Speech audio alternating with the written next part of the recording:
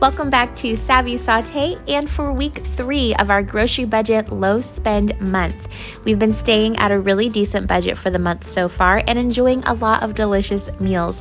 So stay tuned, I think you're gonna like what we've had. I started out the week with a really easy lunch on Friday using some egg rolls from the freezer and some riced cauliflower stir fry that I had from, I think this one was from Costco. I just had to heat everything through because I used some pre-cooked shrimp as well and made a nice spicy sauce using garlic chili and soy sauce. Heated that all the way through on the stovetop, got the egg rolls cooked in the oven, and that was actually the thing that took the longest, was getting those egg rolls nice and crispy. But once everything was done, it actually was really simple and very delicious. Later that night, our friends took us out for dinner as a thank you, so I don't have a recipe for Friday night for you. And then on Saturday, I ended up making sheet pancakes. Super simple. I used box pancake mix. You could use any recipe that you want. Get that to a nice consistency, however you prefer your pancake mix to be. And then I like to add cinnamon and vanilla for some good flavoring. Give that a nice whisk, and then you're going to put it into a greased sheet pan. I used butter, you could use oil, spray, whatever you prefer, and then drizzle it with some maple syrup. I gave that a nice swirl, and then I wanted to top it with some pecans. You could use any kind of nuts, you could use chocolate chips, get creative with your toppings, you could even use fruit. And then put that into the oven at 400 degrees until it's fully cooked. You could even pour the batter into a greased muffin pan. I wouldn't recommend using cupcake liners like I did because it did stick to that, but this is a very simple and delicious breakfast that's easy to customize with any toppings that your kids want. So here I have some leftover birthday cake, some pizza, buns to go with the individual portioned barbecue pulled pork. And then I have this part of our pork loin ready to go for dinner tonight. I'm gonna use that in a recipe. Then here's some meal prep that I just did. I'm gonna share that with you in a minute. I have all of the cucumbers, carrots. I have another unopened bag of carrots, baby spinach. We have salsa, sour cream, just a tiny bit of that left here, bell pepper and onion, beef broth, and then we have some grapefruit and spaghetti sauce. I have a little bit of green onion, cilantro left, barbecue sauce, our condiments and pickled items, and then we have some Carb Master milk as well as a brand new Fairlife, the oat milk, 2% coffee cream, some more cilantro and drinks, watermelon, grapes and cherries, and then I have bananas in here, a couple more sauces. We have some butter, a little bit of heavy cream left from making my mom's cake. We have cottage cheese, spinach dip, spreadable cheese, all of these cheeses now. We only have 4 eggs right now. I'm hoping I get more from my friend tomorrow at church. And then I have a few egg yolks here, the cream cheese fruit spread, some pita, some uncooked tortillas. And I have one more piece of naan as well. I used one of them earlier for Weston's pizza lunch at school the other day. We have apple juice, 2 more Danimals, the Greek yogurt, some juice, fruit bars. I have margarine in the back. I have some pepperoni, Baby Bell. We have bologna, a few hot dogs, and a piece of chicken. So I'm having this with my lunch today. Everyone ended up just eating some good leftovers for lunch that day. Dakota had some leftover wings, and I had pizza from Pizza Hut with my salad.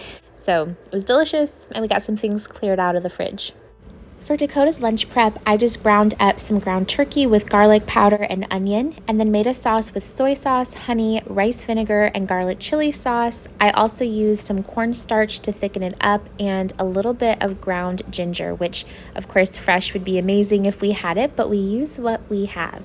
And of course that's not necessary either, but it just adds a little extra flavor.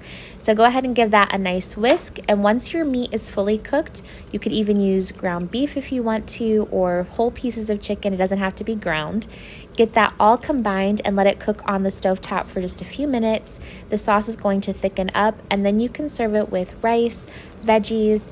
I didn't have any regular rice left, but I did have a pack of 90-second microwavable brown rice and quinoa, and I combined that as well with some greens and broccoli from Costco.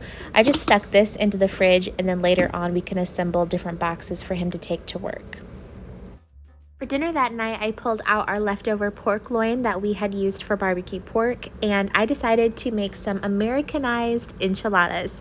This comes together super fast because the meat is already cooked. So if you have any meat on hand that's cooked, whether it's a roast, pork, ground beef, ground turkey, you have shredded chicken, whatever you have on hand, it's going to work and taste delicious as long as you add some good flavoring to it. So I did a little can of green chilies, some taco seasoning, and a little bit of water to help soften it all up, give it a nice sauce, and then we just rolled it up in some tortillas. Now I had to cook my tortillas first on the stove because they were the uncooked kind.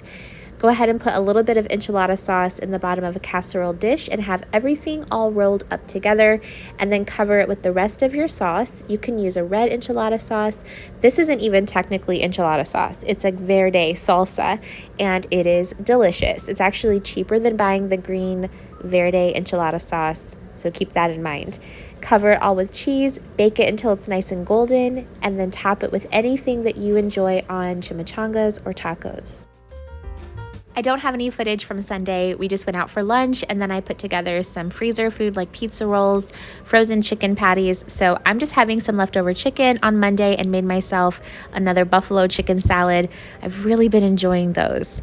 And then I decided to make a roast for dinner, and I didn't have a whole lot of time until dinner was supposed to be ready. I had less than 2 hours, and the roast was frozen solid, but fear not, because we have an Instant Pot. Now, in true comfort meal fashion, we're going to serve our roast with some homemade dinner rolls, and I'll have the full recipe for you in the description box to follow along, either by hand, in a stand mixer, or with a bread maker on the dough setting. It's really simple to throw together. Just make sure that you use double the amount of salt it calls for if you're using kosher salt. Kosher salt, for some reason, just doesn't salt as strong. Traditionally, roast just seems to be served best with carrots, but I like to do my carrots separate from the roast. I am going to be adding some brown sugar, honey, a little bit of salt, pepper, and some garlic powder, which you could do with or without. And then I'm going to add butter a little bit later on. Let those slow cook on high for about 2 hours, or you can do this on the stovetop. Now for the roast, I'm going to use some pepperoncinis. I'm doing a cup of water, as well as some of the pepperoncini juice and a packet of ranch mix. Let that cook on high pressure for 90 minutes, and it is going to be super tender. And I know Mississippi mud roast calls for using half a stick to a whole stick of butter as well, but I'm using a chuck roast, and I just think it is fatty enough and still very delicious and tender. Now, when our dinner rolls are almost completely done, we're going to butter the tops of them with some melted garlic powder butter and get those completely coated. Pop them back into the oven for just another couple of minutes until they're nice and golden, and try to serve them immediately. They are so good. You could even sprinkle some Parmesan cheese on top if you want to. Serve this with some mashed potatoes, and oh my goodness, dinner is done in 90 minutes. I also used that butter left over from the rolls on the carrots. Everything came together so perfectly, and we had a couple small portions left over that Weston ended up taking for lunch this week. Just got back from the farmer's market and got the tomatoes while they were open. They're not going to be back until next Tuesday, so I want to make sure I got this. And then a couple of sweet potatoes. We're having family over for dinner, and I wanted to make sure I had their favorite potato. I'm going to try using this with our dinner tonight. I bought this butternut squash quite a while ago on clearance, and it is still good. You know what movie that's from? But I ended up just peeling the whole thing. This is just how I always bake it. Slice it into pieces, cut it up, and then I season it and oil it just a little bit. I use some salt, pepper, and cinnamon just to give it a little bit of a special flavor. And then I'm going to be serving this with my favorite almond apricot pork chops, which I love doing this with chicken. It's just a little bit more tender. Pork, I'm not so great at cooking without overcooking it just a little bit, but I had that leftover pork loin that was in the freezer. I cut up, I talked about that in my last video. So I'm serving it also with those sweet potatoes for my family. Got those into the Instant Pot so it could be done really quickly. And then the pork chops, I just seared them on both sides with some salt and pepper. and had some apricot, or you could use peach preserves, a little bit of butter on them, and then sprinkle them all with some shaved or sliced almonds. And you're just going to let that go until it's fully cooked through. The apricot jam is going to melt really nicely with the butter. And then I served it all with some broccoli and the leftover rolls that we had from the night before. And dinner is done. It was actually really simple. For the next night, I wanted to have some homemade French bread to go with our pasta dinner, and I actually have a whole video showing you how I make French bread from scratch, and I've done it for, I don't know, a couple of years now, and it is so much easier than I ever thought it was. So definitely give it a try, but this is just going to end up turning into some cheesy garlic bread with our pasta. And for the sauce, I'm using some pre-done sauce I got on clearance, some cooked meat that I already had in my freezer, the salted pepper, onion meat. And then for the garlic bread, I'm just, again, melting some butter, mixing it with some garlic powder, put that onto the sliced open loaves of bread, and then topping it with some mozzarella cheese, Italian seasoning, and then I stuck that into the oven at 400 degrees until it was as golden brown as I desired. We also served it with some leftover broccoli from the night before, and everyone just had kind of a hodgepodge of what type of pasta we had. I didn't have enough for everyone to have the same kind. On Thursday, my aunt came over for dinner and brought us a nice big pot of homemade chili, which we turned into taco bowls. It's one of our favorite ways of eating chili. Of course, right now it's really hot outside, but it didn't really taste like we were eating soup because it turned into kind of a taco night. I also went to the grocery store on Thursday. My list was really small, so I just ran into Walmart. They had a better price on most of the items on my list anyway. And then when I get back to the house, I'm going to share with you what we got. We stayed at a really good budget, and then I will share with you what our fridge looks like as we're going into the next week of our challenge month.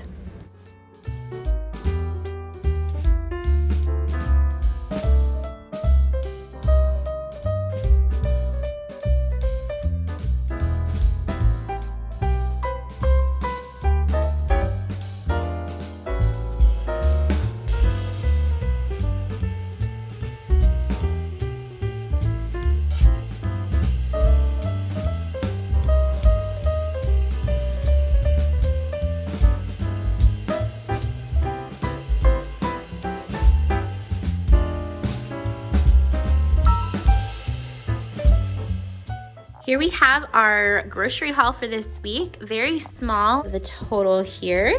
Hello, Miss Thing. So I picked up Dakota's coffee cream that has been out of stock for a few weeks. He's really excited about that.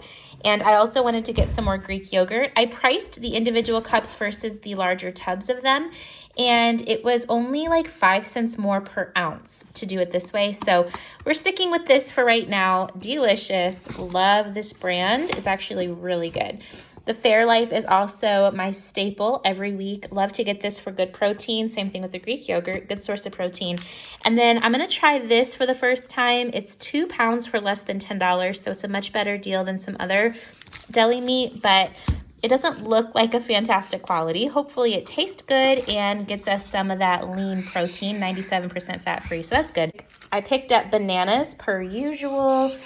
Bananas.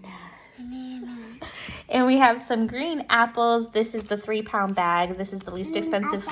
Yeah, a bag. Milk. And milk. And Straw baby yogurt.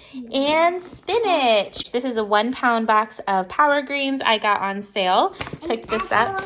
Looks pretty good. So we have still some cake, leftovers from the other night. Here is some chicken that I just cooked last night. Today's Friday, by the way. I have some leftover veggies in here. Got milk, apple juice. This is our milk and coffee cream. A little bit of this milk left. Some bread and cookie dough, veggies, sour cream, salsa. I need to get this into the freezer.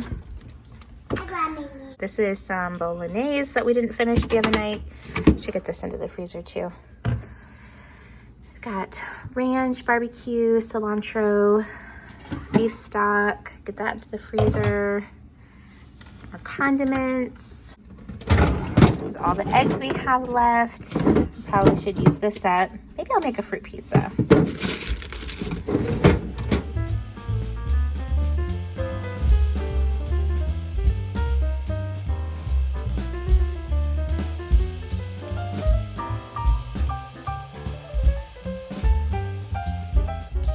So hopefully this video gave you some inspiration and help with your budget challenge if you're doing one. I'd love to hear from you. So until the next video, I'll see you down in the comments. Thank you for watching.